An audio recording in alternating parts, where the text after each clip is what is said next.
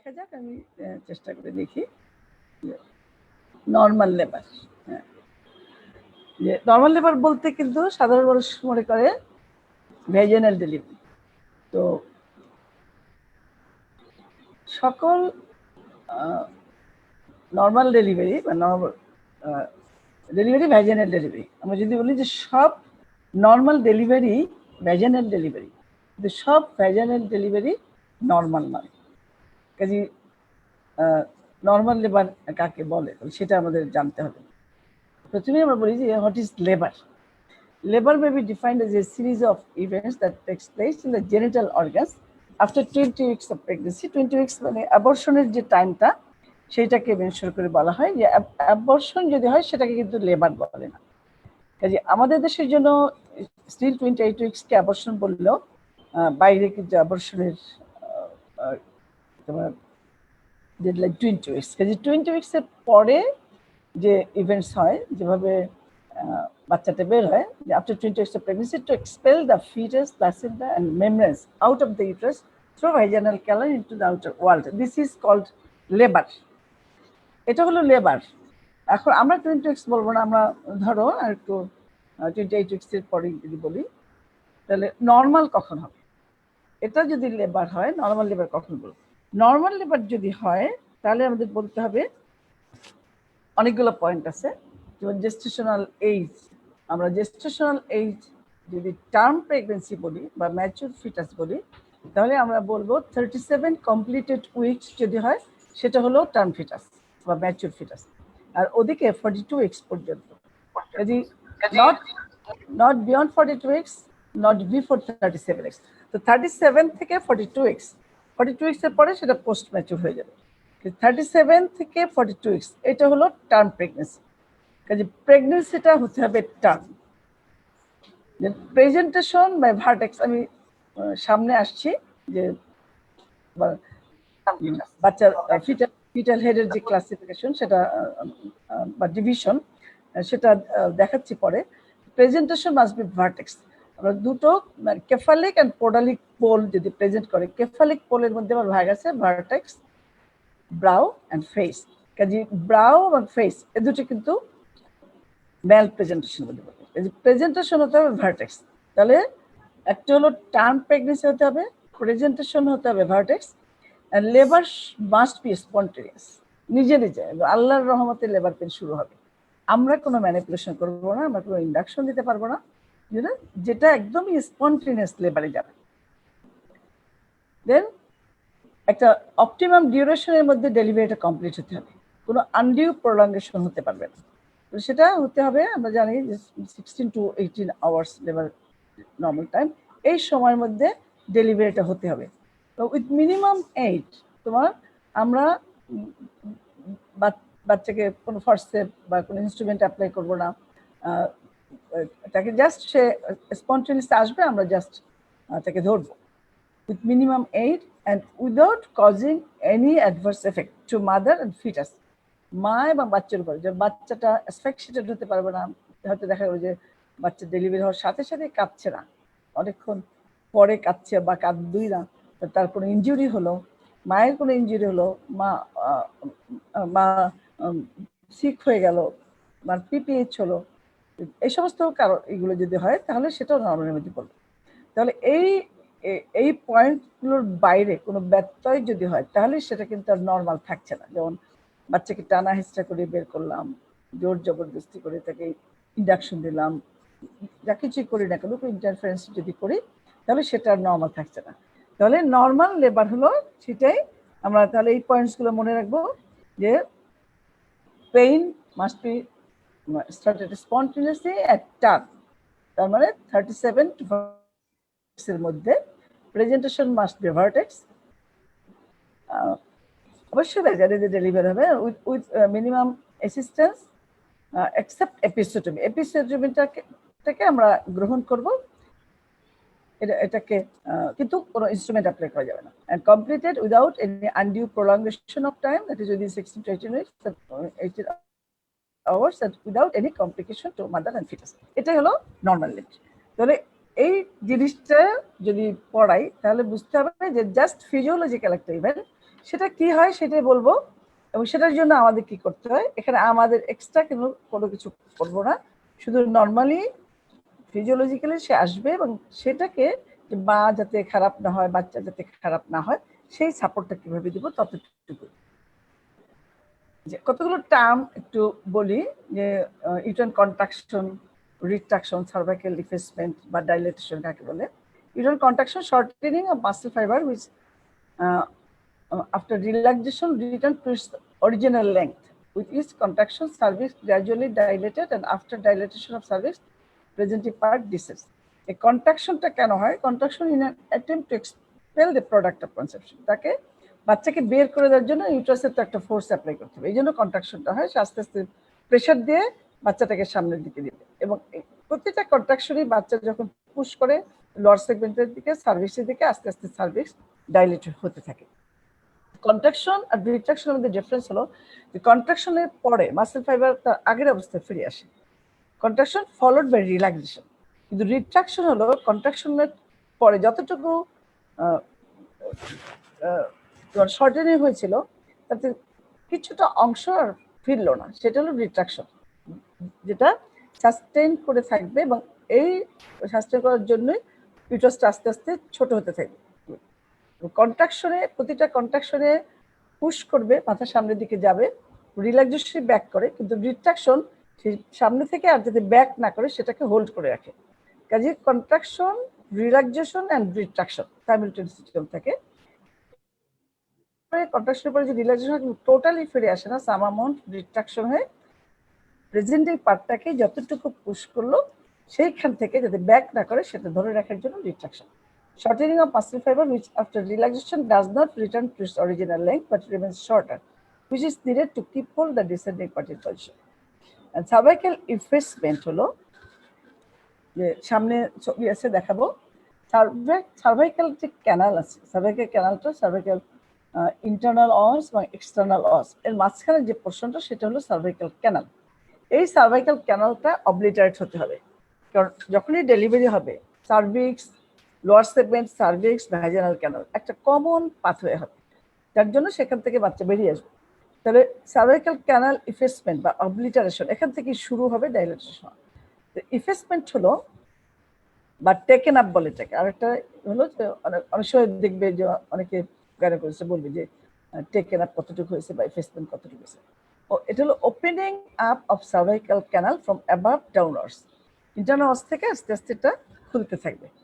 এটাই হলো effacement or taken up, opening up of cervical canal from above downwards. কাজে এক সময় মিলিয়ে যাবে সার্ভাইকাল লেন্থ যেটা আছে ইন্টারনাল থেকে এক্সটার্নাল অস পর্যন্ত, আস্তে আস্তে ইন্টারনাল অস থেকে এটা আস্তে আস্তে ওপেন আপ হতে থাকবে, এবং এক্সটার্নাল অস পর্যন্ত পুরো ক্যানালটা অবলিটারেট হয়ে গেল। তখন এটাকে আমরা বলবো 100% ইফেসমেন্ট। এর আগে একটা অ্যাজাম্পশন দিয়ে বলা হয় 20%, 30%, 50%। এটা একটা প্র্যাকটিসের ব্যাপার, যখন লেন্থটা যখন বোঝা যায় সেখান থেকে আস্তে আস্তে যখন টেকেন আপ হয় সেখান থেকে ধারণা করে বলা হয়। যখন কমপ্লিটলি ডাইলেট হয়ে যাবে সার্ভাইকাল ক্যানালটা তখন সেটাকে আমরা বলবো 100% ইফেসমেন্ট। এরপরে এক্সটার্নাল অস যেটা সেটা হলো ডাইলেট হবে। ইফেসমেন্ট হলো সার্ভাইকাল ক্যানাল অবলিটারেশন, আর ডাইলেটেশন হলো এক্সটার্নাল অস অফ সার্ভিক্স ডাইলেটেশন। এটা আস্তে আস্তে ডাইলেট করতে থাকবে। এটা একটা মেজারমেন্ট আছে, ফিঙ্গার দিয়ে আমরা মেজারমেন্ট করি যে কত সেন্টিমিটার ডাইলেটেশন হলো। এখানে দেখিয়েছে যে এটা হলো সার্ভাইকাল ক্যানাল। হ্যাঁ, এই যে সার্ভাইকাল ক্যানাল এখানে দেখো আস্তে আস্তে ছোট হয়ে গেছে, দেখো এখানে সার্ভাইকাল ক্যানালটা যতটুকু লম্বা এখানে অলমোস্ট হাফ হয়ে গেছে, তাহলে এখানে 50% ইফেস পাওয়া যায়। তাহলে আস্তে আস্তে এই ইন্টারনাল থেকে নিচের দিকে নেমে যাচ্ছে, এটা হলো ইফেসমেন্ট। এবং এখানে এসে দেখা গেল যে ফুললি ইফেসড। তাহলে এখানে দেখা যাচ্ছে যে এক্সটার্নাল অস পর্যন্ত আর কোনো সার্ভাইকাল ক্যানাল নেই, টোটালি অবলিটারেট হয়ে গেছে। শুধু সার্ভিক্সের দেখা যাচ্ছে লোয়ার সেগমেন্ট এবং সার্ভাইকাল ক্যানাল সব এক হয়ে গেছে, শুধু এক্সটার্নাল অসটা আছে। এরপরে ডাইলেটেশন শুরু হলো। এই যে এক্সটার্নাল অস ছোট ছিল, এখান থেকে আস্তে আস্তে ডাইলেটেশন শুরু হলো। এখানে এটা 3 সেন্টিমিটার মেজারমেন্ট, এটা ফিঙ্গার দিয়ে আমরা অ্যাজিউম করি। আর এখানে তো ফিতা দিয়ে মাপা যায় না, এই অন ফিগার যদি যায় মোটামুটি 1.5 সেন্টিমিটার এরকম ধরা হয়। আর এটা হলো 8 সেন্টিমিটার, অলমোস্ট ফুললি ডাইলেটেড। 10 সেন্টিমিটারকে আমরা বলি একদমই রিম থাকবে না যখন, এটা হলো রিম, একটু ফিল করা যায় তখন 8 সেন্টিমিটার রিমটা স্লাইটলি ফিল করা যাবে, কিন্তু 10 সেন্টিমিটার মানে টোটালি কিছুই ফিল করা যাবে না। হাত দিলে দেখা যাবে যে এদিকে ভ্যাজাইনাল ক্যানাল থেকে ইউট্রাসের ভিতর পর্যন্ত আর কিছু ফিল করা যাবে, সেটা হলো 10 centimetre. Dilatation, it is the increasing of diameter of external cervical os, which is measured in centimeters. Showটা কি? Showটা হলো blood stained mucus discharge per vagina. The mucus plaque that blocks the cervical canal throughout pregnancy is dislodged due to cervical effacement. এটা তো এই cervical canalটা এখানে cervical secretion দিয়ে the mucus plaque form করে। সেই mucus plaque কিন্তু এটাকে competent রাখে। মিউকাস প্লাকটা আস্তে আস্তে যখন ইনকম্পিটেন্ট সার্ভিক যদি হয় তখন সে আস্তে আস্তে যখন লুজ হয় তখন মিউকাস প্লাকটা পড়তে থাকে, এবং যখন সে লেবারে যায় তখনও মিউকাস প্লাকটা পড়ে যেতে থাকে। যখনই তোমার ডাইলেটেশন শুরু হয় তখন এই মিউকাস প্লাক আস্তে আস্তে পড়তে থাকে, এবং এখানে কিছু ব্লাড ভেসেল যদি টর্ন হয় সেখান থেকে ব্লিডিং হয়। যখনই এক্সপ্যান্ডেড হবে, স্ট্রেচিং হবে, স্ট্রেচিং এর সময় কিছু ব্লাড ভেসেল টর্ন হতে পারে সেখান থেকে, বা মেমব্রেনটা একটু এখান থেকে ডিসলস্ট হয়ে গেল, মেমব্রেনটা যদি সেপারেট হয় সেখান থেকেও কিছু ব্লিডিং হতে পারে। সেই ব্লিডিং এবং মিউকাস এই দুটো মিলে যখন বেরিয়ে আসে সেটাকে আমরা বলবো শো। যে ব্লাড স্টেইন যে মিউকাসটা থাকবে সেটাকে আমরা শো বলবো। This is the sign of labour. এটা লেবারের একটা সাইন। পেশেন্ট যখন কমপ্লেন করবে যে তার পেটে ব্যথা হচ্ছে, তার সাথে যদি বলে যে ব্লাড ডিসচার্জ যাচ্ছে তখন আমরা বলবো যে শো যাচ্ছে, this is the sign of labour. So mucus plaque that blocks the cervical canal throughout pregnancy is dislodged due to cervical effacement and dilatation and causes disruption of some superficial capillaries in the canal. This dislodged blood-stained mucus seen per vagina is a sign of early labor. এখন একটু pelvis এবং fetal head এটা সম্পর্কে একটু বলতে হবে। Pelvis আমরা জানি যে চারটা রকমের আছে, তার মধ্যে গাইনোকয়েড অ্যান্ড অ্যান্ড্রয়েড দুটো কমন। গাইনোকয়েড ফিমেল পেলভিস হলো gynaecoid type of pelvis. Majority of women have gynocoid pelvis as opposed to male android pelvis, and difference হলো তার পুরো ডায়ামিটারে ডিফারেন্স থাকে, এবং এই গাইনোকয়েড পেলভিসটা ওয়াইডার থাকে, ব্রডার থাকে, যদিও লাইটার দ্যান অ্যান্ড্রয়েড। এটা ওভাল শেপড ইনলেট থাকবে, যেটা গাইনোকয়েড পেলভিসের নেক্সট স্লাইডে আছে, যেটা হার্ট শেপ থাকে। এই যে হার্ট শেপ যদি থাকে তো ন্যারো থাকবে, এদিকটা ওয়াইড থাকবে, এদিকটা ন্যারো থাকবে। ন্যারো থাকলে আউটলেট কন্ট্রাকচার থাকবে, আউটলেট কন্ট্রাকচার থাকলে সেটা অবস্ট্রাকটেড লেবার হয়। কাজে যাদের অ্যান্ড্রয়েড টাইপ অফ পেলভিস তাদের কিন্তু অবস্ট্রাকটেড লেবার হয়, অথবা গাইনোকয়েড পেলভিস যাদের ছোট, যদি স্মলার ডায়ামিটার থাকে তাদের হবে। যে শর্ট স্ট্রেচার ওমেন যদি থাকে তাদের গাইনোকয়েড হওয়া সত্ত্বেও অবস্ট্রাকটেড লেবার হবে, কারণ ডায়ামিটারগুলো ছোট থাকবে। আর অ্যান্ড্রয়েড টাইপ অফ পেলভিস যদি থাকে তো আউটলেট অবস্ট্রাকশন অফ চান্স। তাহলে মোস্টলি গাইনোকয়েড টাইপ অফ পেলভিস থেকে, এই পেলভিসটাকে লেবারের বেলায় আমরা তিনটা ভাগে ভাগ করব। ট্রু পেলভিস যেটা, তিনটা ভাগে, একটা ইনলেট, একটা মিড ক্যাভিটি আর একটা আউটলেট। তো ইনলেটটা হয় যে এটা sacral promontory, ala the sacrum, iliopectineal line and pubic symphysis. তো পিউবিক সিম্পাইসিসের upper border, iliopectineal line, ala the sacrum and sacral প্রমন্টরির আপার বর্ডার, এটা মিলে হলো ইনলেট। এখানে অ্যান্ড্রয়েড ইয়ের ডিফারেন্সটা দেখানো হয়েছে যে অ্যান্ড্রয়েডের যে সাবপিউবিক অ্যাঙ্গেলটা এটা থাকে অ্যাকিউট অ্যাঙ্গেল, আর গাইনোকয়েডের অবটিউজ অ্যাঙ্গেল থাকে। কাজে এখানে আউটলেটটা তার পেলভিক আউটলেটের ডায়ামিটারটা অনেক বড় থাকে দেন অ্যান্ড্রয়েড পেলভিস। যে দেন আউটলেট, পেলভিক আউটলেট যেটা, পেলভিক আউটলেটের এখানে পেলভিক আউটলেটের যে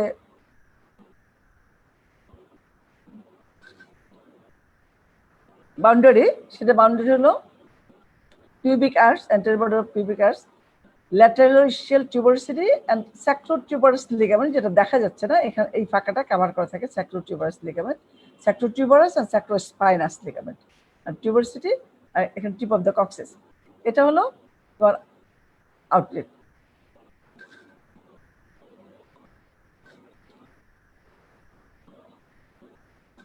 এখন ডায়ামিটারের মেজারমেন্ট কেমন?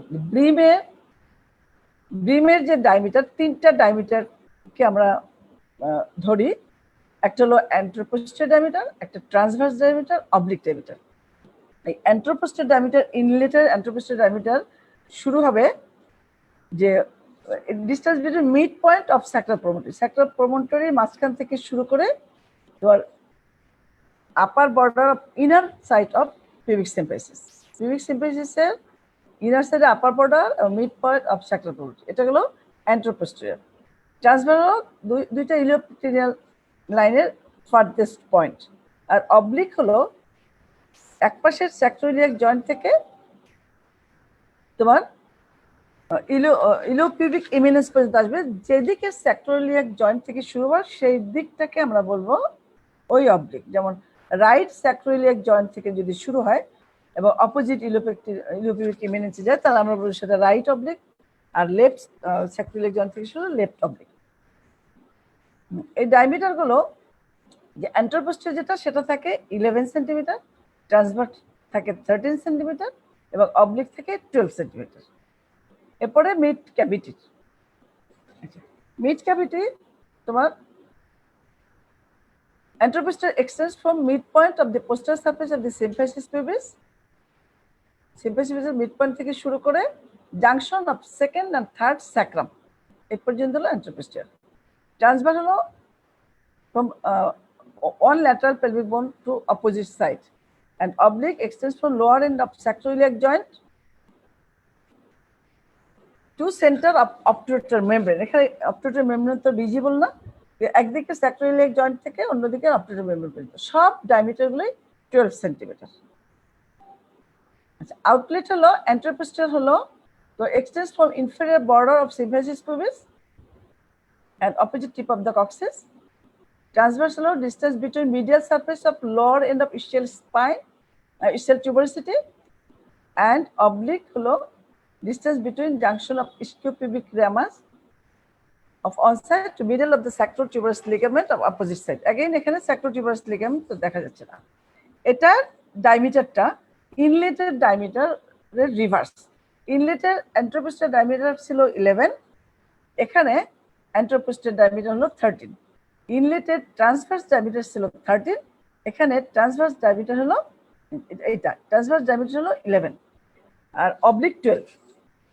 এখন মনে রাখার সুবিধার জন্য আমরা যদি বলি যে anteroposterior diameter, oblique diameter, transverse diameter, দেখো যে এটা হলো ইনলেট, ইনলেটের অ্যান্ট্রোপোস্টেরিয়র 11, ট্রান্সভার্স 13। আউটলেটে জাস্ট উল্টা, অ্যান্ট্রোপোস্টেরিয়র 13 and ট্রান্সভার্স 11। আর অবলিক অ্যান্ট্রোপোস্টেরিয়র 12, অবলিক আউটলেটেরও 12, ইনলেটেরও 12। আর মিড ক্যাভিটির সব ডায়ামিটার গুলো 12, অ্যান্ট্রোপোস্টেরিয়র 12, অবলিকও 12 এবং ট্রান্সভার্সও 12। তাহলে মনে রাখার সুবিধার জন্য যে অবলিক ডায়ামিটার সবারই 12, তিনটারই, ইনলেট, ক্যাভিটি অ্যান্ড আউটলেট তিনটারই অবলিক 12। আর এদিকে সরি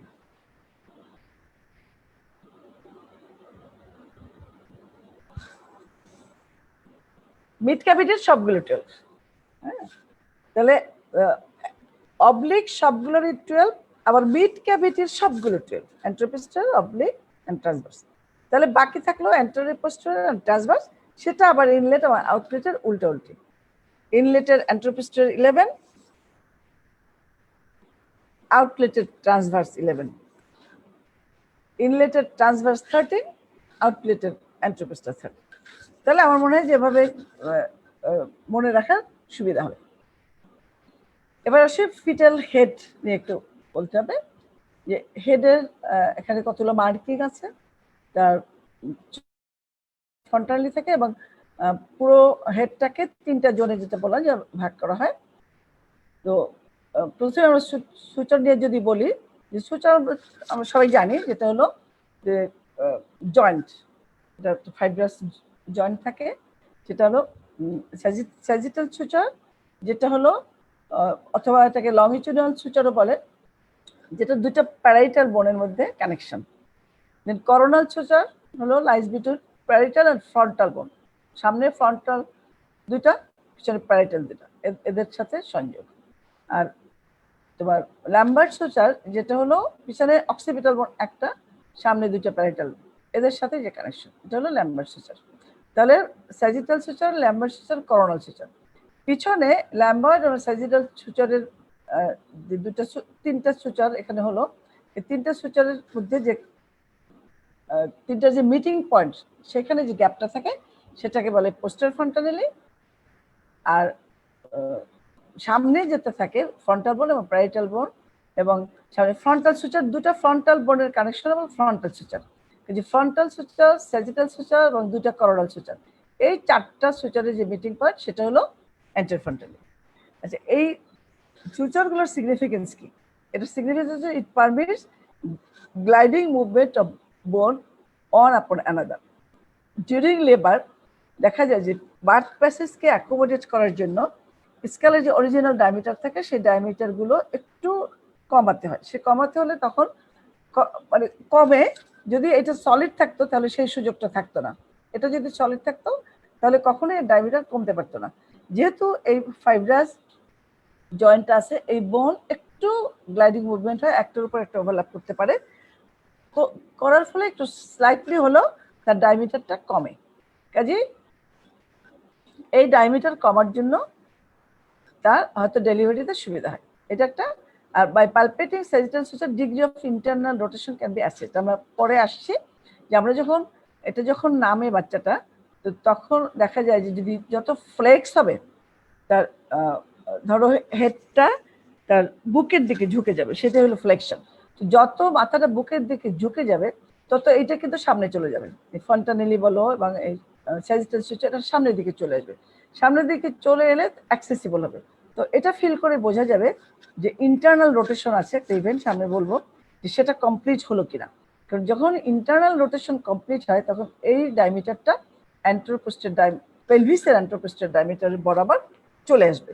তো এই স্যাজিটাল সুচার যদি একদম বিট লেভেলে ফিল করা যায় তাহলে আমরা বুঝবো যে মাথার ইন্টারনাল রোটেশনটা কমপ্লিট হয়ে গেছে। কাজে দুইটা জিনিস, একটা হলো লেবারের সময় তার গ্লাইডিং মুভমেন্ট হয়ে একটার উপর একটা ওভারল্যাপ হবে, এটা সুবিধা। আরেকটা হলো আমরা অ্যাসেসমেন্ট করতে সুবিধা হয় যে তার ইন্টারনাল কমপ্লিট হয়ে গেল। আচ্ছা, ফন্টানেলি আগেই বললাম যে অ্যান্টার ফন্টানেলি পোস্টার ফন্টানেলি কি, যে অ্যান্টার ফন্টানেলি যেটা, এটা একটা নাম হলো ব্লেগমা, আর পোস্টার ফন্টানেলি বলে ল্যামডা। আচ্ছা, এর ক্লিনিক্যাল ইম্পর্টেন্স আছে, যেমন এখানে degree of flexion can be assessed by palpating anterofrontally, যেটা বললাম যে যখন সে সামনের দিকে ঝুঁকে যাবে এটা অ্যাক্সেসিবল হবে, আমরা অ্যান্টারফ্রন্টালিটা হাত দিলে বুঝতে পারবো এটা। এবং এটাও বললিকে হেল্প করে, এই যে স্পেসটা আছে তাই না, যখন এই বোনসগুলো একটু ওভারল্যাপিং হবে তখন এই স্পেসের জন্য সেটা সম্ভব হবে। কাজে এও মোল্ডিংয়ে হেল্প করবে। কাজে during labour both sutures and fontanelle এদের একটা রোল আছে। আফটার বার্থ ফন্টানেলি উপকারিতা হলো যে due to membranous space it accommodates a growing brain, brain grows double during first year of life. এটা ক্লোজ হতে 1 বছর সময় লাগে। এই সময়ের মধ্যে ব্রেন ডাবল যে গ্রো করে সেই গ্রোথটাকে অ্যাকোমোডেট করতে সহায়তা করে। In dehydration it depressed and raised due to intercranial pressure, যেটাকে বাচ্চাকে আমরা যদি তার ডিহাইড্রেশন হয় তখন যদি আমরা এক্সামিন করে দেখবো যে ফন্টানেলিটা ডিপ্রেসড হয়ে গেছে। আবার অন্যদিকে ইন্টারক্রেনিয়াল প্রেশার যদি কখনো বেড়ে যায় তখন এটা রেজড হবে, যেটা দিয়ে ক্লিনিক্যাল এই সাইনগুলো আমরা বুঝতে পারবো। And on rare occasion, blood collection and exchange transfusion can be done through superior longitudinal sinus, এই ফন্টানেলির মাধ্যমে। And on rare occasions, CSF can be drawn through the angle of the fontanelle. Posterior fontanelle এটা triangular shape, আর anterior fontanelle এটা diamond shape বলে, একটু চারকোনা। আর triangular shape formed by junction of 3 sutures, sagittal suture and lambert. এটার বেইজও membranous, কিন্তু কখনো তোমার বনি maybe বনি একটা। আচ্ছা, এবারে আসো যে এরিয়া কেফালিক, যে হেডের যে 3টা ভাগ এরিয়া, সেটা আমরা কিভাবে ভাগ করি, ভার্টেক্স, ব্রাউ আর ফেস। মোস্ট কমন প্রেজেন্টেশন কিন্তু ভার্টেক্স। সে ভার্টেক্সটা আমরা ভার্টেক্সের যে মার্কিং ল্যান্ডমার্ক হলো সামনে ব্রেগমা অ্যান্ড দুইটা সুচার, করোনাল সুচার। তো ব্রেগমা অ্যান্ড করোনাল সুচার, পিছনে ল্যামডা বা পোস্টাল ফন্টানারি অ্যান্ড ল্যাম্বার্ট সুচার, এবং প্যারাইটাল এমিনেন্স দুই সাইডে। এই জায়গাটুকু হলো ভার্টেক্স। যে ব্রাউ হলো পিছনে থাকবে ব্রেগমা বা ইন্টারফন্টানারি, সামনে root of the nose and supraorbital ridge, এখানে মানে চোখের উপরটা, root of the nose and supraorbital ridge, এটা হলো ব্রাউ। আর ফেস হলো রুট অফ দ্য নোজ থেকে এদিকে floor of the mouth and neck এর যে জাংশন সেই পর্যন্ত, এটুকু হলো ফেস। তাহলে এই তিনটা ফর্মে সে প্রেজেন্ট করতে পারে, আইদার ব্রাউ, ফেস আর ভার্টেক্স। তবে vertex is the commonest and normal, this is abnormal. Face আর ব্রাউ বোথ আর অ্যাবনর্মাল। এখন এদের মেজারমেন্ট, এদের ডায়ামিটার কি, এগুলো যে ভার্টেক্স প্রেজেন্টেশন যখন হয় তখন সে কিন্তু এই যে সাব অক্সিপিটো ব্রেগমেটিক এই ডায়ামিটারটাতে এনগেজমেন্টটা হয়। সাব অক্সিপিটো ব্রেগমেটিক, এটার লেন্থ হলো 9.5 সেন্টিমিটার, নেপ অফ দ্য নেক থেকে শুরু করে অ্যান্টার ফন্টানালি এই পর্যন্ত। যখন এই ভার্টেক্সটা প্রেজেন্ট করে তো এই ডায়ামিটারে সে এনগেজড হয়। এটা হলো শর্টেস্ট ডায়ামিটার 9.5 সেন্টিমিটার। আরেকটা শর্টেস্ট ডায়ামিটার কিন্তু আছে, যেটা হলো সাবমেন্টো ব্রেগমেটিক। হ্যাঁ, সাবমেন্টো ব্রেগমেটিক হলো তোমার ফ্লোর অফ দ্য মাউথ মাঝামাঝি থেকে শুরু করে অ্যান্টারফন্টানালি পর্যন্ত, এটাও কিন্তু 9.5 সেন্টিমিটার। এটা হলো ফেসের, ফেস যে ডায়ামিটারে এনগেজড হয়, আর এটা হলো ভার্টেক্স যে ডায়ামিটার এনগেজড হয়। দুটোরই কিন্তু মেজারমেন্ট সেম 9.5 সেন্টিমিটার, কিন্তু ফেস প্রেজেন্টেশনের ডেলিভারির সময় কিন্তু ডিফিকাল্টিস হয়, যেটা ভার্টেক্সে হয় না। তার কারণ হলো একটু আগে যেটা বললাম, এই যে সুচার এবং ফন্টানালি তারা যে গ্লাইডিং মুভমেন্ট দিয়ে মোল্ডিং এর যে সহায়তা করে, সেই মোল্ডিং এ একটু ডায়ামিটার কমার জন্য ডেলিভারি হতে যে সুবিধাটা হয়, সেটা ফেসের বেলায় কিন্তু হয় না। ফেসে তোমার ডায়ামিটার সেম থাকলেও তার যেহেতু সুচার ফন্টানালি নাই, এই বোনগুলো কিন্তু একে অন্যের উপরে ওভারল্যাপ করতে পারে না, কাজে এখানে কোনো ডায়ামিটার শর্ট হয় না। এটা একটা কারণ। আরেকটা হলো এটা একটা রাউন্ডেড সারফেস, এই সার্ভিসে যখন প্রতিটা কন্ট্রাকশনের সময় যখন পুশ করে তখন ওয়েল অ্যাপ্লাইড থাকে সার্ভিক্সের সাথে। ওয়েল অ্যাপ্লাইড সার্ভাইকাল ডাইলেটেশনটা ভার্টেক্স দিয়ে ভালো হয়, কিন্তু ফেসের সময় দেখো ইরেগুলার বোনসগুলো সব ইরেগুলার। এই যে ওই ইফেক্টটা সার্ভাইকাল ডাইলেটেশনের যে প্রেজেন্টিং পার্টের যে একটা ইফেক্ট, তার একটা ওয়েল অ্যাপ্লাইড থাকে এবং ফোর্স থাকে, সেই ইফেক্টটা ফেসে মিসিং। কাজে সার্ভাইকাল ডাইলেটেশন এখানে ভালো হয় না, এখানে ভালো হয়। আবার এখানে গ্লাইডিং মুভমেন্ট হওয়ার ফলে এখানে একটু ডায়ামিটার কমে, এখানে সেই ডায়ামিটারটা কমার সুযোগ নেই। এই যে দুইটারই 9.5 সেন্টিমিটার হওয়া সত্ত্বেও ভার্টেক্স প্রেজেন্টেশনের যে সুবিধাটা আছে ফেসে, সেই সুবিধাটা কিন্তু নেই। যে বাকি ডায়ামিটারগুলো সব বড় বড় এবং সবগুলোই ডিফিকাল্ট লেবার হয় এবং সবগুলোই অ্যাবনর্মাল। এরপর অক্সিপিটো ফ্রন্টাল ডায়ামিটার, এটা ডিফ্লেক্সড হেডে থাকে। যেমন এইটা হলো ফুললি ফ্লেক্সড হেড যখন থাকবে, আর এটা ফুললি এক্সটেন্ডেড হেড যখন ফুল এক্সটেনশন থাকবে তখন ফেস, ফুললি ফ্লেক্সড অবস্থায় vertex. Suboccipito frontal, distance between occipital eminence to root of the nose. Suboccipital frontal deflexed হেডে থাকবে। মেন্টো ভার্টিক্যাল পার্শিয়াল এক্সটেনশন যখন হবে, ফুললি এক্সটেনশন হলে সে হেড হবে, পার্শিয়াল এক্সটেনশন মেন্টো ভার্টিক্যাল, এবং চিন থেকে শুরু করে হাইয়েস্ট পয়েন্ট অফ সেজিটাল সুচার। এখানে সেজিটাল সুচার থাকে, তো মিড পয়েন্ট অফ সেজিটাল সুচার বা হাইয়েস্ট পয়েন্ট অফ সেজিটাল সুচার, চিন থেকে শুরু করে লংয়েস্ট ডায়ামিটার, সবচেয়ে বড় ডায়ামিটার, এবং এটা হলো 14 সেন্টিমিটার। এই 14 সেন্টিমিটার ডায়ামিটারে যদি এনগেজমেন্ট হয়, হ্যাঁ, বা প্রেজেন্টেশন, এনগেজমেন্ট না, এনগেজ হতে পারবে না, যে এখানে প্রেজেন্ট করে, দ্যাট ইজ ব্রাউ প্রেজেন্টেশন। ঠিক আছে, এই ডায়ামিটারে যখন আসবে সেটা ব্রাউ প্রেজেন্টেশন। ব্রাউ প্রেজেন্টেশনে there is no mechanism of labour. হ্যাঁ, এটা দিস ইজ অ্যাবনর্মাল, কিন্তু অ্যাবনর্মালের মধ্যে ধরো যদি পার্শিয়াল রিফ্লেক্সড হেড হয় সেখানেও কিছুটা হয়তো সম্ভব হয়, কিন্তু এটাতে যদি হয় পার্শিয়াল এক্সটেনশন, এখানে there is no mechanism of labour. কেন? আমার পেলভিসে এই ডায়ামিটার একটাও নেই। আমি এতক্ষণ যেটা বলে আসলাম পেলভিসে যে হাইয়েস্ট ডায়ামিটার 13 সেন্টিমিটার আর এখানে ডায়ামিটার হলো 14 সেন্টিমিটার। তাহলে এই ডায়ামিটার নিয়ে যদি সে ঢুকতে চেষ্টা করে সে পারবে না, আটকে যাবে। কাজে there is no mechanism of labour in case of brow presentation. এটা স্ট্রেইট যদি এটা হয়, এটা ফার্দার কন্ট্রাকশনে সে ফ্লেকশন হতে পারে অথবা ফুললি এক্সটেনশন হতে পারে। যদি ফুললি এক্সটেনশন হয় তাহলে সে ফেসে কনভার্ট হতে পারে, যদি ফুলি ফ্লেক্সড হয় তাহলে সে ভার্টিক্সে কনভার্ট হতে পারে। একমাত্র তখনই হয়তো ডেলিভারি সম্ভব। ফেসে ডিলেড লেবার হতে পারে, বাট ডেলিভারি ভ্যাজাইনাল ডেলিভারি সম্ভব, কিন্তু ব্রাউতে কিন্তু সেটা সম্ভব না। আচ্ছা, এখন আসো লাই, বাচ্চা কিভাবে থাকে পেটে। সে লাইটা হলো যে মায়ের যে it is a relationship of long axis of fetus to long axis of centralized uterus or maternal spine. Centralised uterus মানে ইউটারাসটা যদি বাঁকা হয়ে থাকে, হেলে থাকে, তাহলে হবে না। লং অ্যাক্সিস অফ ইউটারাসটা যদি বলি, সে লং অ্যাক্সিস দিয়ে যদি শুধু একটু কাত হয়ে থাকে দিক, তাহলে হবে সেন্ট্রালাইজড হতে হবে। একদম ইউটারাস ভার্টিক্যালি থাকবে, সে একদম পজিশন মতো থাকবে, কোনো দিকে হেলে থাকতে পারবে না, একেবারে সেন্ট্রালাইজড ইউটারাস। তার লং অ্যাক্সিসের সাথে বাচ্চার লং অ্যাক্সিস, অথবা আমরা ম্যাটারনাল স্পাইনের সাথে যদি ধরি, ম্যাটারনাল স্পাইন তো ফিক্সড, সে তো আর হেলে দুলে থাকার কোনো স্কোপ নেই। ম্যাটারনাল স্পাইনের সাথে বাচ্চার লং অ্যাক্সিস, এটা হলো লাইন। ম্যাটারনাল স্পাইনের সাথে বাচ্চার লংিটিউডিনাল অ্যাক্সিস যদি এটা প্যারালেল থাকে, তাহলে আমরা সেটাকে বলবো লংিটিউডিনাল লাইন। ঠিক আছে, এই লংিটিউডিনাল লাইনটাই কিন্তু 99.5%।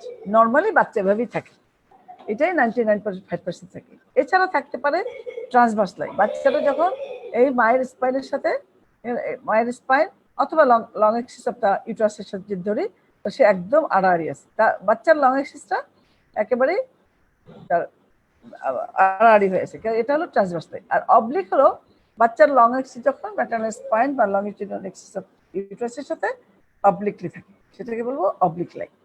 কাজে এই দুটো লাইন কম। যদি ট্রান্সভার্স লাইন হয়, again that is the mechanism of labour.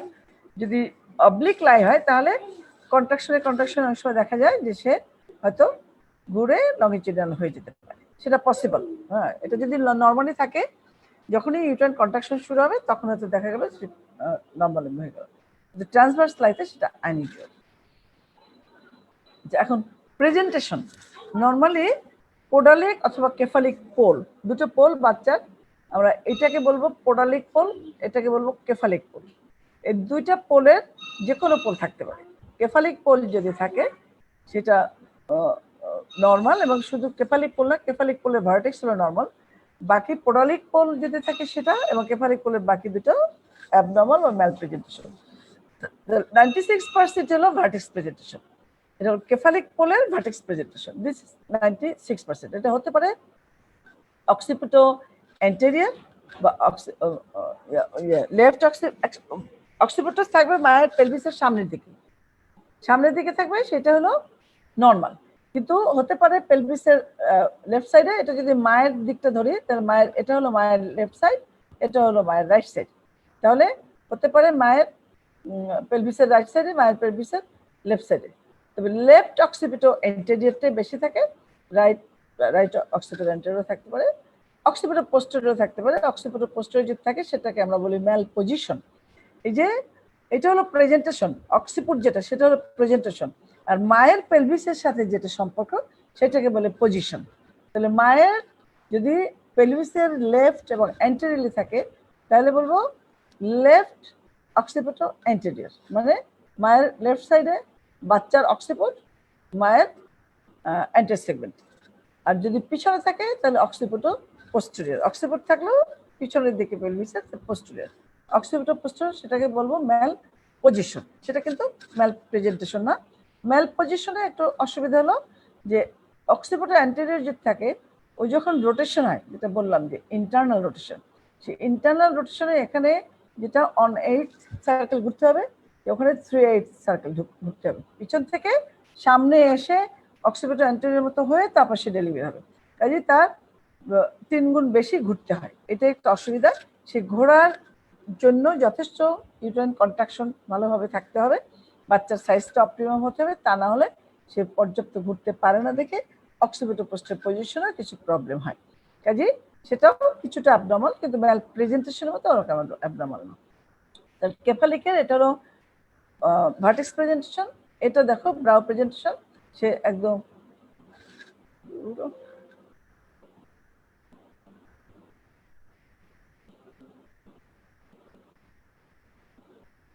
কোথায় গেল?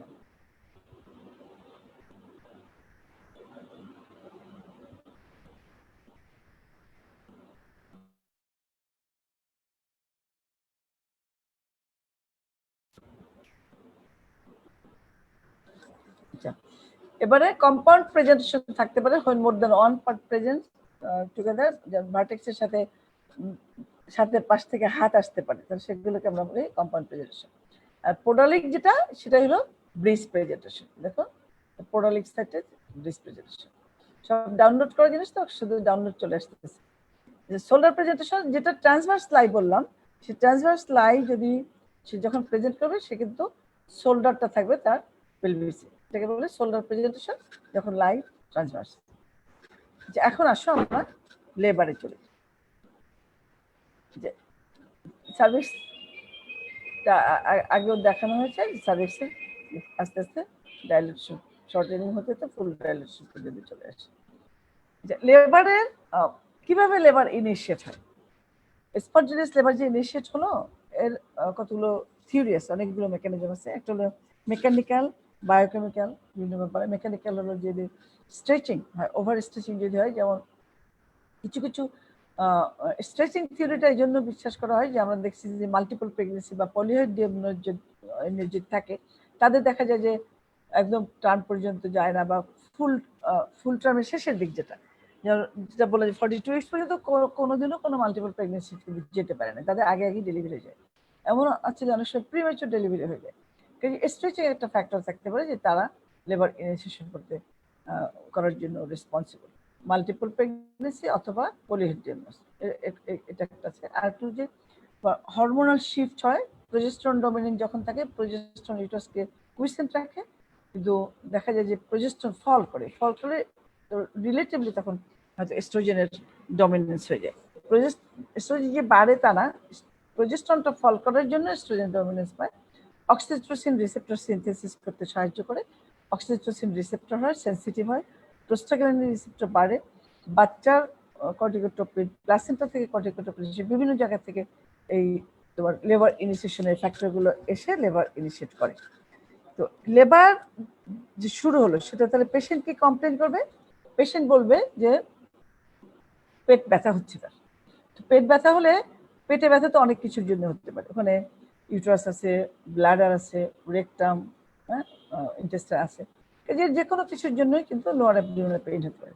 তার সিস্টাইটিসের জন্য, তার ওভার স্ট্রেসড ব্লাডারের জন্য পেইন হতে পারে, তার যদি 2-3 দিন তার বাউল মুভ না করে, সে কারণে পেট ব্যথা হতে পারে, এবং সেটার কারণে রিফ্লেক্স একটা ইউটেরাইন কন্ট্রাকশন হতে পারে, সেই জন্য পেইন হতে পারে। ইউটেরাইন কন্ট্রাকশন যখন হয়, কন্ট্রাকশনের জন্য সার্কুলেশন একটু হ্যাম্পার হয়, কাজেই যদি ব্লাড সার্কুলেশন একটু ইস্কেমিয়া হয়, ইস্কেমিয়া হলে সেটা ইস্কেমিক একটা পেইন হয়, এবং মাসেলের যে কন্ট্রাকশনের যে একটা, যে কোনো মাসেল কন্ট্রাকশন হলে কিন্তু সেটার জন্য, কন্ট্রাকশনের জন্য একটা পেইন হয়, আবার ইস্কেমিক পেইন হয়, এই কারণে সে পেইনটা ফিল করে। এখন এই পেইন সে বলবে, তাহলে এটা ট্রু লেবার পেইন নাকি ফলস লেবার পেইন, সেটা আমরা হিস্ট্রি নিয়ে জানবো। যদি ট্রু লেবার পেইন হয়, তাহলে এটা আস্তে আস্তে পেইনটা বাড়তে থাকবে। ইনিশিয়ালি যে শুরু হয়, আমরা দেখবো যে 10 মিনিটে হয়তো 3টা কন্ট্রাকশন থাকবে, 10 মিনিটে 3টা কন্ট্রাকশন থাকবে, পারসিস্টেন্স থাকবে অনলি 20 সেকেন্ডস, খুব অল্প সময় থাকবে, তার অ্যাম্পলিটিউড অ্যান্ড ফ্রিকোয়েন্সি দুটাই কম থাকবে, ঘন ঘন হবে না হতো, এবং পারসিস্টেন্সও কম থাকবে, কিন্তু আস্তে আস্তে এটা বাড়তে থাকবে, কিন্তু রিদমিক্যাল কন্ট্রাকশন যেটা গ্র্যাজুয়ালি বাড়তেই থাকবে। এরপরে হয়তো ঘন্টাখানেক পরে দেখা যায় যে তার ফ্রিকোয়েন্সি এবং অ্যাম্পলিটিউড দুটোই বাড়তেছে, ঘন ঘন আসছে, এবং পারসিস্টও করছে বেশি। 10 মিনিট হয়তো দেখালো 4টা পেইন হচ্ছে, এবং 20 to 40 সেকেন্ডসে পারসিস্ট করছে। এরপর আরো যখন অ্যাডভান্স হবে, তখন দেখা যাবে যে আরো ঘন ঘন আসছে, 10 মিনিটে 5টা পেইন হচ্ছে এবং তার ফ্রিকোয়েন্সি দেখা যাচ্ছে একেবারে 60 সেকেন্ডস পর্যন্ত, মানে 1 মিনিট পর্যন্ত থাকছে। তো আস্তে আস্তে ফ্রিকোয়েন্সি এবং অ্যাম্পলিটিউড দুটোই বাড়বে এবং কোনো পেইন কিলার দিয়ে তুমি এই পেইন কিন্তু সরাতে পারো। সাধারণত চ্যাক্রাল রিজন থেকে পেইনটা এসে তারপরে থাইয়ের দিকে রেডিয়েট করে এবং সবসময় দেখা যাবে যে যখনই পেইন বলবে সাথে সাথে ইউটারাসটা হার্ডেনিং হবে। ইউটারাসের হার্ডেনিং এর সাথে পেইনটা সিনক্রোনাইজড হবে।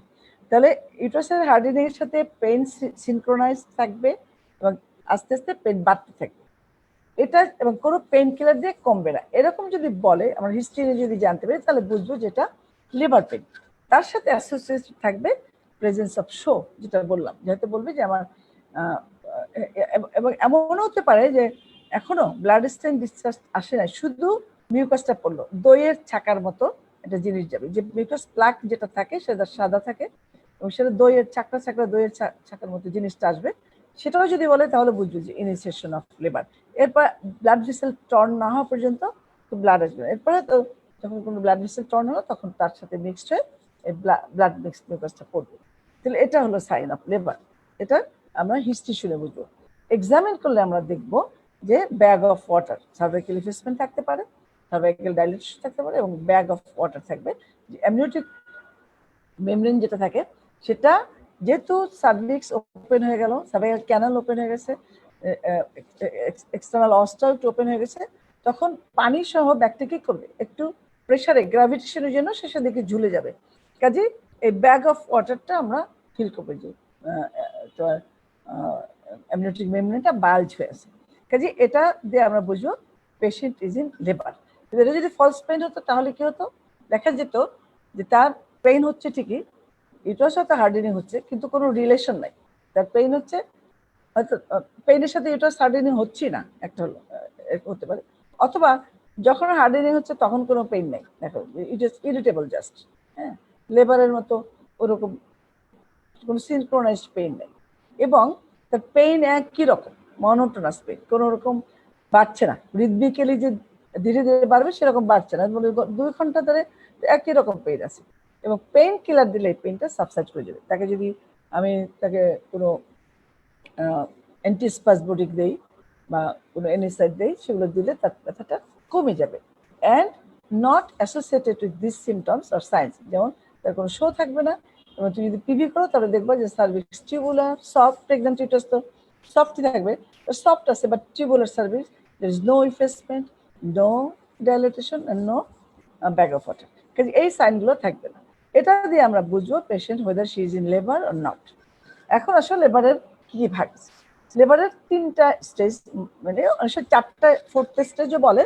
বেসিক্যালি বাচ্চা হওয়া পর্যন্ত, মানে প্রোডাক্ট অফ কনসেপশন বের হওয়া পর্যন্ত 3টা স্টেজ। একটা হলো ফার্স্ট স্টেজ, এটা সেকেন্ড স্টেজ, একটা থার্ড স্টেজ। তো এই ফার্স্ট স্টেজের মধ্যে আবার 2টো ফেজ আছে, একটা লেটেন্ট ফেজ আর একটা অ্যাক্টিভ ফেজ। লেটেন্ট ফেজটা হলো যে তখন পেশেন্টের অত পেইন অত সিভিয়ার থাকে না, পেশেন্ট সেই পেইনটা টলারেবল এবং এই পেইনটা মা এবং বাচ্চা কারোর জন্য ক্ষতিকর না। যদি লেবার পেইন বারবার যদি ইউটেরাইন কন্ট্রাকশন হয়, ডিউরিং কন্ট্রাকশন কিন্তু ইউটেরাইন সার্কুলেশন কার্টেল হয়, তো খুব ঘন ঘন যদি পেইন হয়, ঘন ঘন যদি ইউটেরাইন সার্কুলেশন কার্টেল হয়, তাহলে বাচ্চার সার্কুলেশন কিন্তু কমে যেতে পারে। সেক্ষেত্রে বাচ্চা কিন্তু অক্সিজেনেশন হ্যাম্পার হতে পারে এবং বারবার অনেকক্ষণ এই কন্ট্রাকশন থাকলে তখন বাচ্চা অ্যাসফিক্সিয়া হতে পারে, ইন্ট্রা ইউটেরাইন অ্যাসফিক্সিয়া হতে পারে, তারপরে বার্থ প্যাসেজেও সে অ্যাসফিক্সিয়া হতে পারে, অ্যাসফিক্সিয়েটেড বেবি হতে পারে। কিন্তু লেটেন্ট ফেজের যে পেইনটা, যে ইন্টেন্সিটি থাকে, সেটা সাধারণত এই সার্কুলেশন অত কার্টেল করে না এবং এই এফেক্টটা বাচ্চা হয় না। কাজে লেটেন্ট ফেজ সাধারণত অনেক লম্বা হতে পারে। কাজে আমরা লেবার পেইনের ডিউরেশনটা যদি জানি যে কতক্ষণ টোটাল, যদিও আমরা 16 to 18 আওয়ার্সের বেশি বলবো না নর্মাল, এর মধ্যে যদি দীর্ঘক্ষণ সে লেটেন্ট ফেজে থাকে তাহলে সেটা কিন্তু সেফ। কিন্তু দেখা যায় যে অল্প সময় পরে অ্যাক্টিভ ফেজে চলে গেল এবং অ্যাক্টিভ ফেজে সে অনেকক্ষণ আছে, সেটা কিন্তু খারাপ। তো ফেজগুলো কি, ফার্স্ট ফেজ হলো first stage, it starts from onset of labor pain till full dilatation of the cervix. Full dilatation হলো 10 সেন্টিমিটার, যেটা বললাম। তাহলে লেবার পেইন শুরু থেকে সার্ভাইকাল ডাইলেটেশন কমপ্লিট হওয়া পর্যন্ত হলো ফার্স্ট স্টেজ অফ লেবার। এই ফার্স্ট স্টেজে uterine contraction retraction causes cervical effacement and dilatation. এটা লেটেন্ট ফেজ যেটা বললাম, cervical dilatation is less than 5 centimetre. যখন 5 সেন্টিমিটার চলে যাবে তখনই আমরা বলবো সেটা active phase. Active phase starts when cervical dilatation is 5 centimeter and onwards. Cervix is 10 centimeter dilated, it is called full dilatation. Usually, rate of dilatation is at least 1 centimeter per hour in primary gravidomain and 1.5 centimeter per hour in multigravidomain. And fetal descent begins at this stage. Active ফেজে যখন যায় তখন থেকে বাচ্চা নিচে নামতে শুরু করে, এবং অ্যাক্টিভ ফেজের পরে বলা হয় যে 1 সেন্টিমিটার করে থাকবে নালী পাড়াতে, আর প্রাইমারি পাড়াতে, আর যারা মাল্টিপাড়া তাদের 1.5 সেন্টিমিটার, তাদের ডাইলেটেশনটা বেশি হবে। আচ্ছা, duration of first stage of labour, primary যারা থাকে তাদের ফার্স্ট স্টেজ অফ লেবার 12 থেকে 16 ঘন্টা। হ্যাঁ, এখন যে টোটাল ডিউরেশন যদি 18 ঘন্টা ধরি, 16 থেকে 18, মানে 18 ম্যাক্সিমাম, তার বেশি আমরা বলবো না। এর মধ্যে যদি 16 ঘন্টা লাগে তার ফুল ডাইলেটেড হতে, তো বাচ্চা বের হতে থার্ড স্টেজের লেবারে তো সময় লাগবে না, অল্প সময় লাগবে। এবং সে বাচ্চার জন্য ফার্স্ট স্টেজে, সেকেন্ড স্টেজে প্রাইমের জন্য 2 ঘন্টা বরাদ্দ। যদিও 2 ঘন্টা ম্যাক্সিমাম, 2 ঘন্টা লাগে না, যদি বরাদ্দ আছে 2 ঘন্টা বেশি হলে তখন আমরা বলবো সেটা অ্যাবনর্মালিটি। মাল্টিপার্সের ডিউরেশন হলো ফার্স্ট স্টেজ অফ লেবারে 6 to 8 hours. তাহলে প্রাইমারি পার্সের 12 to 16, মাল্টিপার্সের 6 to 8 hours. সেকেন্ড স্টেজ হলো from full dilatation of the cervix to expulsion of the fetus. যখন সার্ভিক্স ফুল ডাইলেট হলো তখনই বাচ্চাটা বের হয়। সার্ভিক্স ফুল ডাইলেট হলেই আমরা তখন বিয়ার ডাউন ইফেক্ট দিতে বলি, মাকে নিজেকে পুশ করতে বলি। ইউটেরাইন কন্ট্রাকশন যেটা থাকে, এই কন্ট্রাকশনের সময় মা পুশ করলে তার অ্যাবডোমিনাল মাসেলগুলো তার প্রেশার অ্যাপ্লাই করবে, সেই প্রেশার এবং ইউটেরাইন প্রেশার দুটো মিলে বাচ্চাকে বের করতে সহায়তা করবে। কাজে এই second stage full dilatation of cervix থেকে বাচ্চা বের হওয়া পর্যন্ত, এখনো কিন্তু প্লাসেন্টা বের হয়নি, শুধু বাচ্চাটা বের হয়ে গেল, এটা হলো সেকেন্ড স্টেজ। থার্ড স্টেজ হলো এই বাচ্চা বের হওয়ার পর থেকে প্লাসেন্টা আর মেমব্রেন টোটালি যখন বের হয়ে যাবে, তখন সেটা হলো থার্ড স্টেজ অফ লেবার। তো সেকেন্ড স্টেজের ডিউরেশন, এটাকে আবার একটা নন এক্সপেন্সিভ একটা এক্সপেন্সিভ ফেজ বলছে, যে ফিটাল ডিসেন্ট, সার্ভিক্স ফুল ডাইলেটেড, ফিটাস ডিসেন্ট করতে করতে একদম পেরিনিয়ামের কাছে যখন চলে আসবে, তখন রেকটামে একটা প্রেশার পড়ে, তখন সে একটা বিয়ারিং ডাউন এফোর্টটা আরো বেশি ফিল করে, তখন তার পায়খানার যেটা আর্জ হয় সেরকম একটা ডেফিকেশনের মতো আর্জ হয়, তখন তার বিয়ারিং ডাউন এফোর্টটা আরো প্রকট হয় এবং সেই হিসেবে তার এক্সপালশন হয়। কাজে এটাকে আবার দুটো ভাগ করছে, একটা নন এক্সপেলসিভ ফেজ, যখন এক্সপালশনের আর্জটা সে ফিল করে না কিন্তু বাচ্চা ডিসেন্ড করতে থাকে, আর ফাইনালি যখন পেলভিক ফ্লোরে চলে আসে তখন সে একটা আর্জ ফিল করে, এটা হলো এক্সপালসিভ ফেজ। যে ডিউরেশন সেকেন্ড স্টেজ হলো প্রাইমারিদের জন্য 2 to 3 না 2 আওয়ার্সই ধরবো আমরা, 2 hours, and multiple on 2 hours. Third stage from delivery of the baby to delivery of the placenta and membrane. So third stage, and events in third stage, retraction of the placenta site causes placental separation and expulsion of the placenta. এটা দুটোর জন্য, both multi and primary দুটোর জন্য 30 minutes. What are the events or mechanism of labor? কি ঘটে তাহলে? একটা হলো যে ব্যথা শুরু হলো, ব্যথা শুরু হওয়ার পরে এটা বাড়তে থাকবে, আস্তে আস্তে বাড়তে থাকলে বাচ্চা যে নামতে থাকবে, বাচ্চা তো সোজা নেমে যাবে না।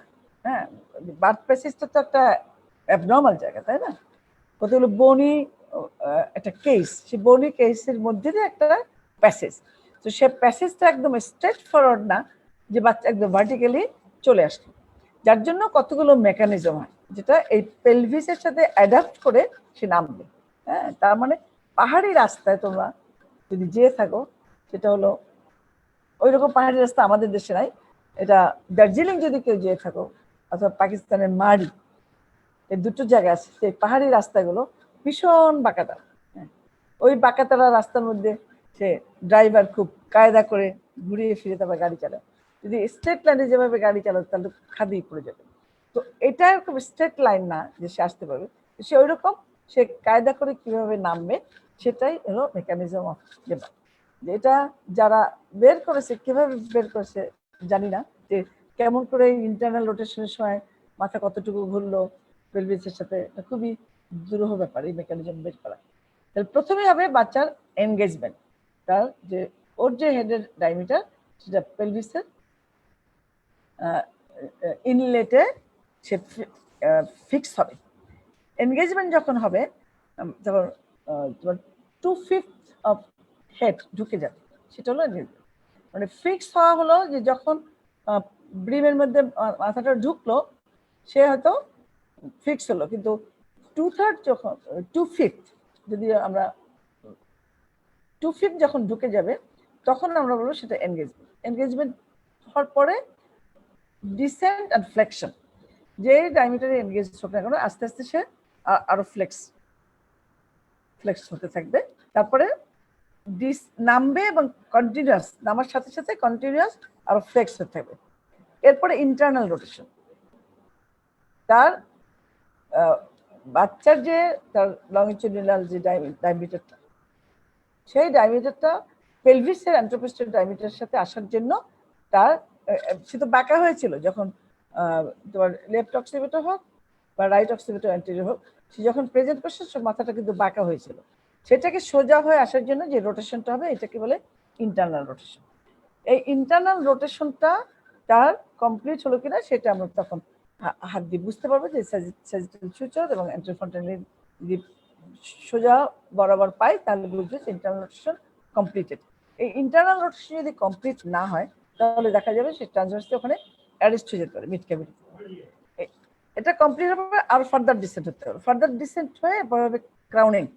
ক্রাউনিং হলো যখন বাচ্চার মাথাটা ইন্ট্রোটাসের কাছে দেখা যাবে, যখন কন্ট্রাকশনের সময় বের হবে, আবার যখন রিল্যাক্স করবে ইউটারাস তখন একটু ব্যাক করবে।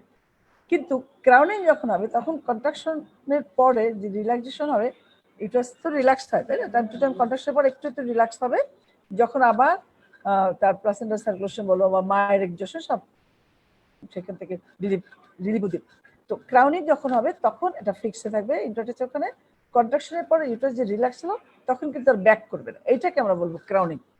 যখন দেখবো যে ইন্ট্রাটাসে মাথাটা দেখা যাচ্ছে এবং মাথা আর পিছনের দিকে যাচ্ছে না, সেটাকে আমরা বলবো ক্রাউনিং।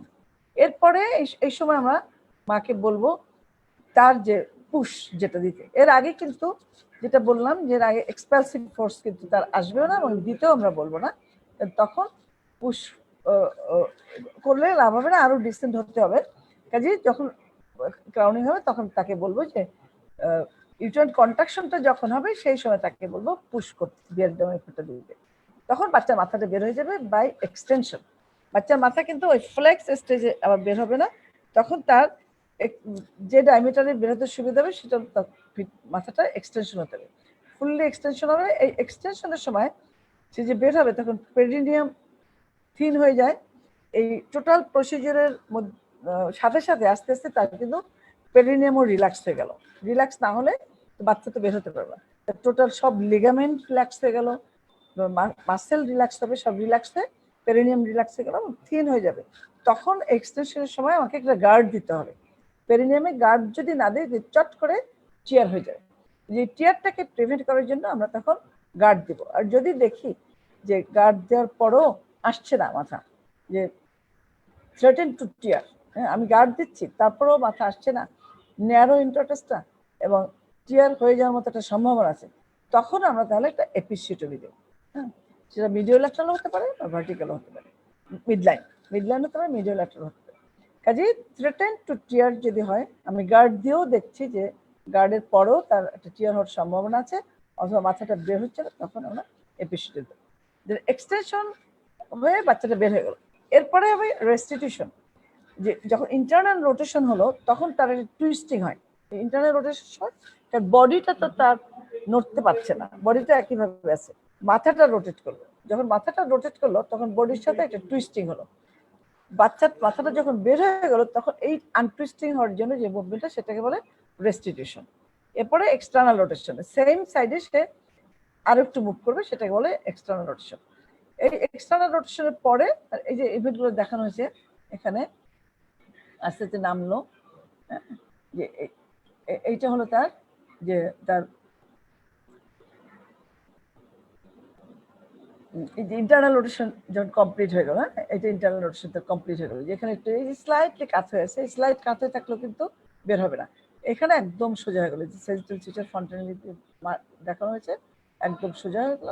যে ইন্টারনাল রোটেশন কমপ্লিটেড, তারপর ক্রাউনিং হয়ে গেল, তারপরে সে এক্সটেনশন মাধ্যমে বের হলো, এরপর রেস্টিটিউশন, দেন ফাইনালি যখন বাচ্চার মাথাটা বের হয়ে গেল, তো অ্যান্টেরিয়র শোল্ডারটা থাকে তার পিউবিক আর্চের নিচে, তখন অ্যান্টেরিয়র শোল্ডারটা স্লিপ করে বের হওয়ার পরে একটু মাথাটা ধরে দুই হাতে মাথার নিচে একটা হাত উপরে একটা হাত দিয়ে একটু আপওয়ার্ড মুভমেন্ট দিলে পোস্টেরিয়র শোল্ডারটা বের হয়ে যাবে গ্লাইডিং মুভমেন্টে, তারপরে ল্যাটারাল ফ্লেকশন করে পুরো বডি। এইটুকু তো আমাদের হেল্প লাগবে, যে ধরে যখন বাচ্চা মাথাটা বের হয়ে যাবে তো একটু নিচের দিকে প্রেশার দেবো যাতে অ্যান্টেরিয়র শোল্ডারটা বের হয়, অ্যান্টেরিয়র শোল্ডারটা বের হলে আবার উপরের দিকে তুলবো যাতে পোস্টেরিয়র শোল্ডারটা বের হয়, তারপরে ল্যাটারাল ফ্লেকশনের মাধ্যমে তার বডিটা বের হয়ে যাবে। এখন বের হয়ে গেলে আমরা কি করব, বাচ্চাকে মায়ের বুকের উপর দিব, আম্বিকার কর্ডটা দুইটা ক্ল্যাম্পের মাঝখানে কাটবো, দুইটা ক্ল্যাম্পের মাঝখানে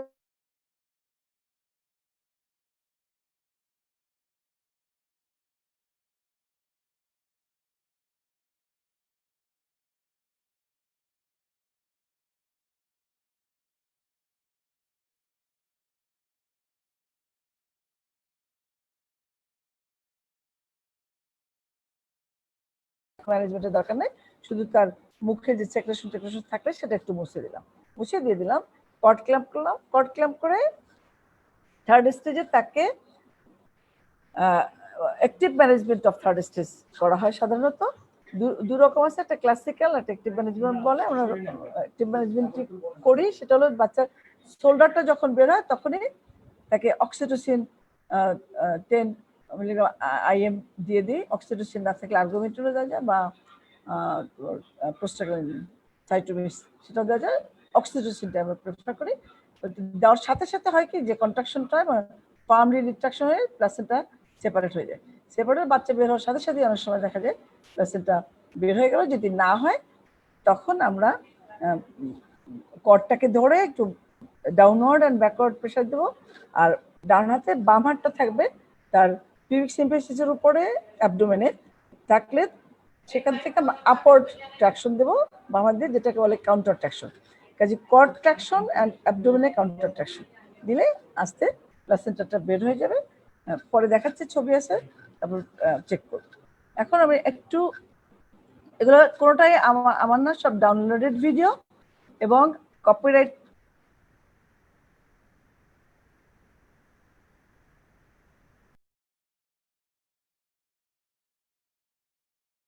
বললে সেটা অসুবিধা আছে, যেহেতু এটা আমার না, ডাউনলোডেড। আচ্ছা, দেখো যে engagement occurs when largest diameter of fetal head fits into largest diameter of maternal pelvis. এরপর ডিসেন্ট শুরু হলো, descent through pelvic inlet towards pelvic floor.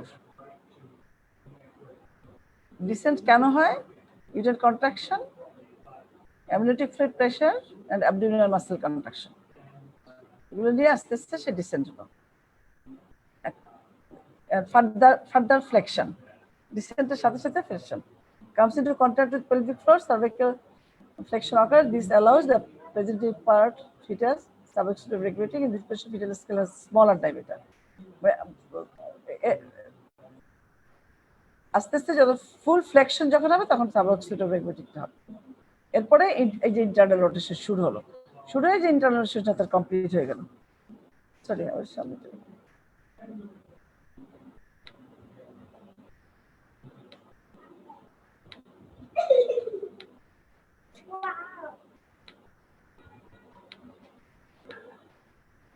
আচ্ছা,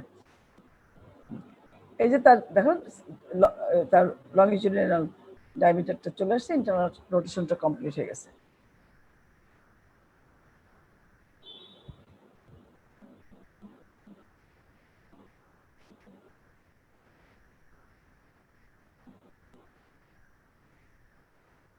যে নো লঙ্গার রিট্রাক্টস বিটুইন কন্ট্রাকশন, কন্ট্রাকশনের মাঝখানে সে পিছনে যাবে না, এরপরে সে এক্সটেনশনের মাধ্যমে ডেলিভারি হয়ে যাবে।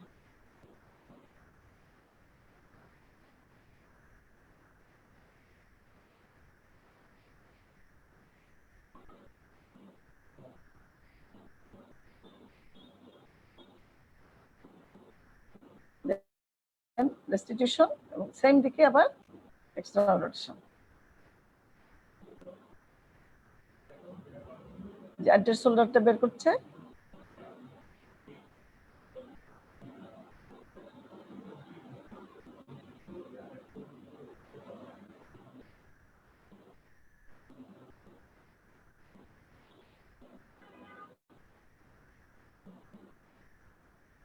রেস্টিটিউশন এবং এক্সটার্নাল রোটেশনের সময় শোল্ডার রোটেশন হয়, সেটা দেখালো আগেরটা। শোল্ডার রোটেশনে সে সাব পিভিসের নিচে যখন আসে তখন অ্যান্টেরিয়র শোল্ডারটা আগে ডেলিভারি হলো, পোস্টেরিয়র শোল্ডার।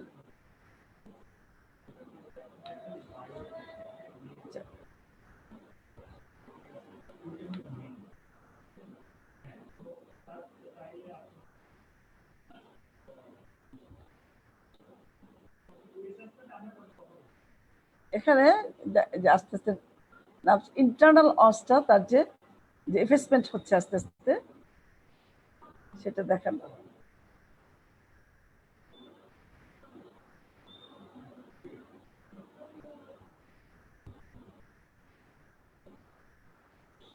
এই জায়গাটুকু পড়ে, এই মিউকাস প্লাগ যেটা পড়ে গেল, এবং এই যে আস্তে আস্তে এফেসমেন্ট এবং ডাইলেটেশন মাল্টিদের কিন্তু সাইমালটেনিয়াসলি হয়। আস্তে আস্তে ক্যানালটা ওপেন হয় এবং সার্ভাইকাল ডাইলেটেশন হয়। প্রাইভেটদের এফেসমেন্ট কমপ্লিট হয়, তারপরে এক্সটার্নাল অস ডাইলেট হতে শুরু করে।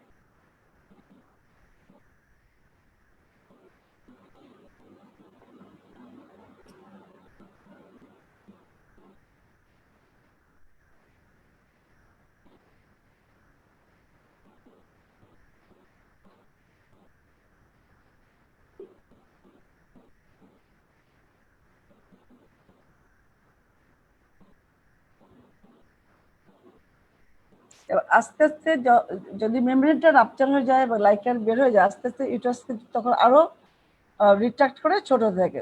ইউটারাস যত ছোট হতে থাকে অত পুশ সামনের দিকে বাচ্চাকে পুশ করতে থাকে।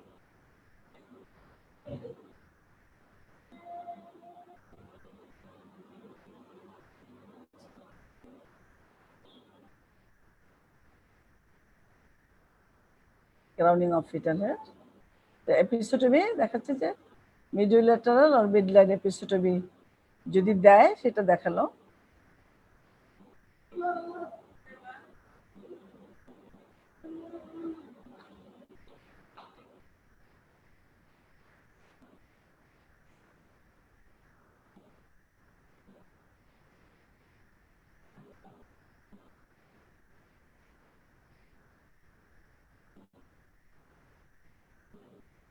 রেস্টিটিউশন এক্সটার্নাল রোটেশন দেখাচ্ছে, অ্যান্টেরিয়র শোল্ডারটা বের হলো,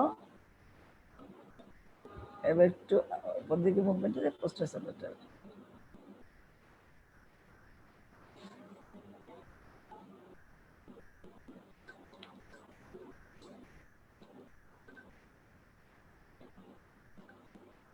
এটা আরেকটা মানে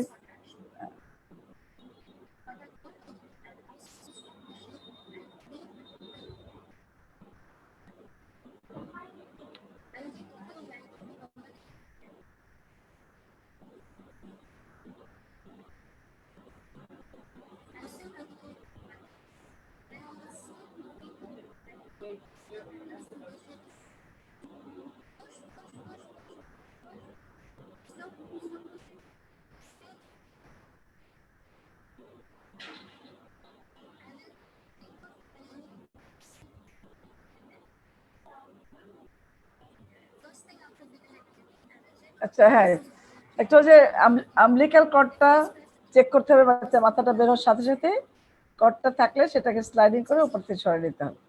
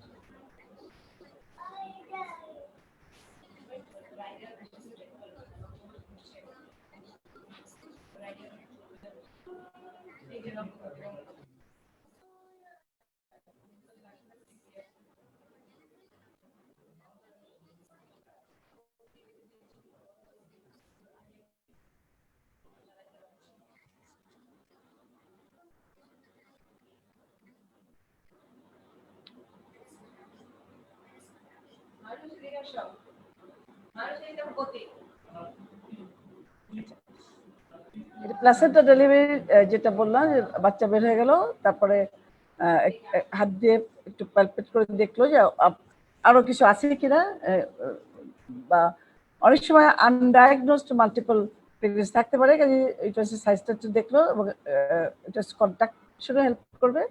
এরপরে এই যে যেটা কন্ট্রোল কন্ট্রাকশন বললাম, এই যে বাম হাতটা তার অ্যাবডোমেনের উপরে দেখো, আঙ্গুলটা এমন ভাবে যে উপরের দিকে প্রেশারটা যাচ্ছে, আর কটটা নিচের দিকে দেবে, ডাউনওয়ার্ডস এন্ড ব্যাকওয়ার্ডস। এটা হলো এই হাতের ডিরেকশনটা দেখাচ্ছে যে উপরের দিকে যাচ্ছে এবং আরো উপরের দিকে প্রেশার দিচ্ছে, আর এটা নিচের দিকে দিয়ে আস্তে আস্তে প্লাসেন্টা যখন দেখা গেল তখন আবার একটু উপরের দিকে ট্রাকশন দিলে প্লাসেন্টাটা বের হয়ে গেল। এরপরে মেমব্রেন সহ প্লাসেন্টা বের হলো, তারপরে এভাবে মেমব্রেনটা জুড়ে দেখবে যে কোনো টর্ন মেমব্রেন আছে কিনা, ইনট্যাক্ট এলো কিনা। ফাইনালি মেমব্রেনটাকে সরিয়ে সব কটিলিটন দেখতে হবে যে সমস্ত কটিলিটন গুলো এসছে কিনা। তাহলে আমরা যদি থাকে কোনো রকম মিসিং কটিলিটন থাকে বা কোনো মেমব্রেনের মধ্যে কোনো ফাঁকা থাকে, তাহলে বুঝতে হবে যে অ্যাক্সেসরি লোব অফ প্লাসেন্টা থাকতে পারে, সেটা রয়ে যেতে পারে, অথবা তার কোনো কটিলিটন মিসিং থাকলে যে সেটা রয়ে যেতে পারে, তাহলে আমাকে সেটা এক্সপ্লোর করতে হবে, তা না হলে পিপিএস। তো আজকে এ পর্যন্ত থাক। এখন এই যে লেবারের প্রসিডিউরটা বললাম, কিন্তু আমি কিভাবে পেশেন্টকে ম্যানেজ করবো থ্রু আউট দ্য লেবার, সেটা এবং কিছু পার্টোগ্রাফ প্রবলেম দিয়ে আরেকটা ক্লাস দেবো। আজকে আমার মনে হয় এই পর্যন্ত থাক। মানে লেবার ম্যানেজমেন্ট কিন্তু আমি বলি নাই, যে এটা হলো যে ইভেন্টস গুলো কি হয় সেগুলো, কিন্তু আমরা কি করবো, আমরা পেশেন্টকে কিভাবে কি কি করতে, সে ফার্স্ট স্টেজে কি করবে, সেকেন্ড স্টেজে কি করবে, তার কি করণীয় বা আমাদের কি করণীয়, সেই জিনিসটা পার্টোগ্রাফিক আর একটা ক্লাস কোনো একদিন নেব। ঠিক আছে তারেক? জি ম্যাডাম, ঠিক আছে। 1 ঘন্টা তো হয়েছে তাই না? 1 ঘন্টা জি জি বেশি হয়েছে নাকি? জি